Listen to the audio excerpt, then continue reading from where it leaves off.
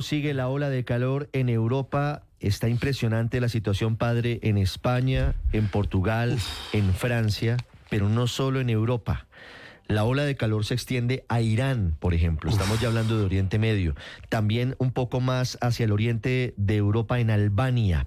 Pero es particularmente grave en la península ibérica. Los incendios están Portugal siendo terribles. Y en España los incendios avanzan sin control. Ayer nos contaba Enrique, y bueno, se están perdiendo lugares que son muy importantes históricamente hablando. Son unos incendios impensados. Y no sé, el mundo está raro, está loco. Hoy hay desarrollos en Bogotá. Increíblemente en esta época estamos en lluvias, poco viento, y en Europa están afrontando las consecuencias de las muy altas temperaturas. Enrique Rodríguez en Madrid. Es un panorama, Ricardo, buenos días, que se puede resumir tal y como lo resumen los medios de comunicación, aquí en España o, por ejemplo, en Francia. Vamos a hacer un recorrido por los incendios que están afectando a nuestro país. En estos momentos ciframos en 16 los grandes, los que están activos. Oui, la canicule sera encore bien présente. Moins de départements en vigilance rouge canicule, il n'y en a plus que 5. Y es que esta franja que va entre Portugal, España y Francia es donde más se está viviendo el calor en estos últimos días.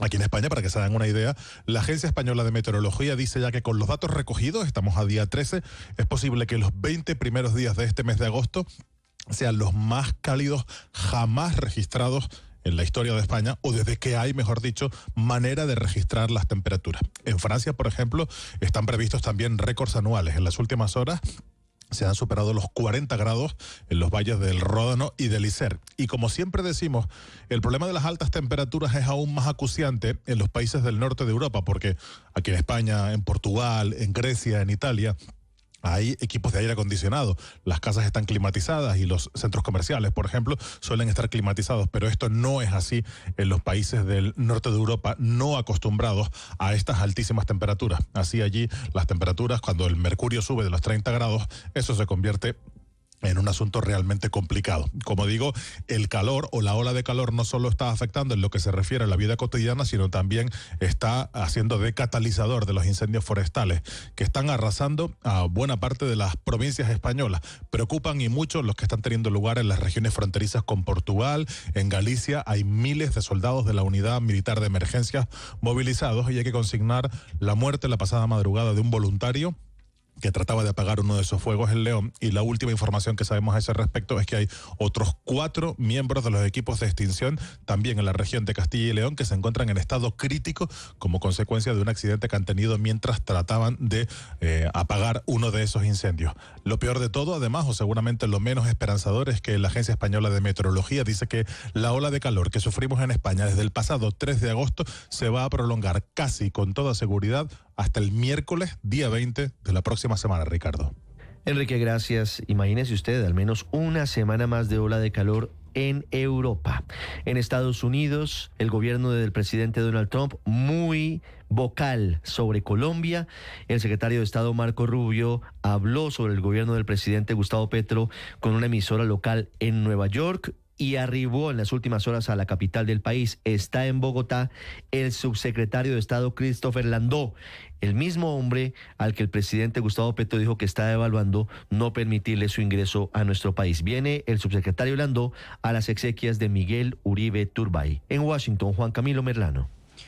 Ricardo, y pese a ese cruce de declaraciones en las que el subsecretario primero dijo que el presidente Petro era un exguerrillero comunista, y luego la sugerencia del mandatario colombiano de que había pensado en bloquear la entrada del diplomático estadounidense, ya está en Bogotá. Fue la misma embajada de Estados Unidos en Colombia la que publicó una fotografía que ven nuestros usuarios en redes, en YouTube a esta hora. Se le ve al subsecretario Christopher Landau junto al encargado de negocios John McNamara, quien está con su habitual sombrero antioqueño, y escribe el siguiente mensaje: recibí al vicesecretario de Estado Christopher Landau, quien llegó a Bogotá para participar en las exequias del senador Miguel Uribe Turbay, en una clara muestra del compromiso y la solidaridad de Estados Unidos con el pueblo colombiano.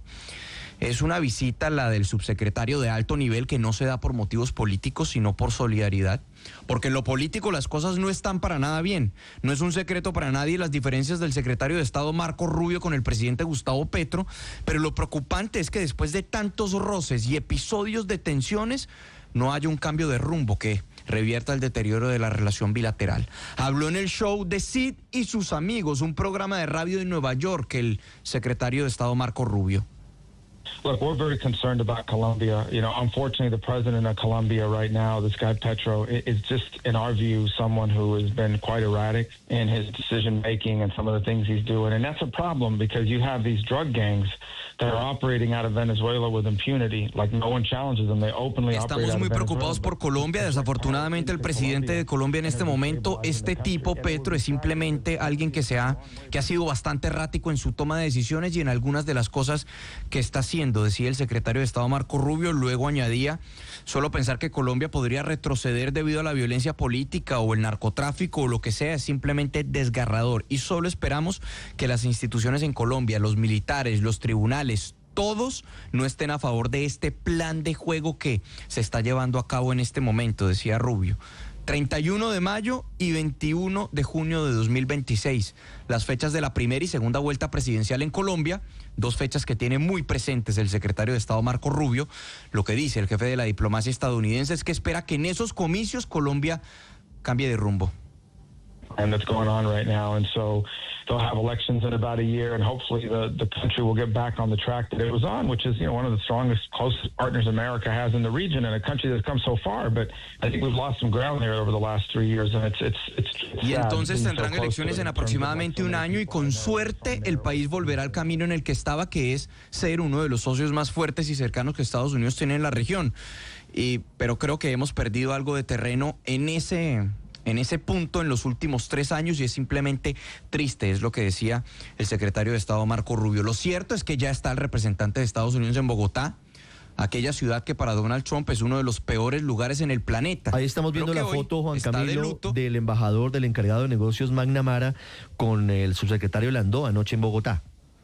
Sí, claro, ahí está la fotografía, Ricardo, se le ve a ambos sonrientes, intercambiando un apretón de manos, y el encargado de negocios John McNamara con su sombrero antioqueño, y luego acompañado del mensaje en el que decía que ya lo había recibido en Bogotá para estar presente hoy en las exequias de Miguel Uribe Turbay.